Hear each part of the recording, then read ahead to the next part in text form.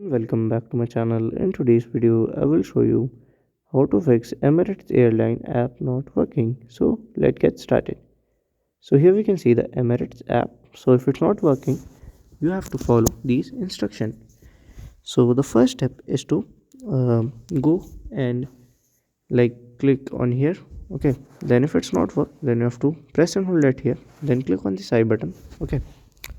After that, here you have to scroll down and see for the storage. Just click on the storage, and at here you have to click on the clear data.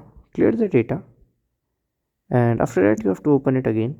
If it's work, then fine. If it's not work, you have to check for the update. Just go to google.com and then search for the Emirates airline. So here you can see the app. Just click on here. So here we'll just click on the update button and it will be updated. So if you find this video helpful, make sure you like, subscribe and share the video. Thank you for watching.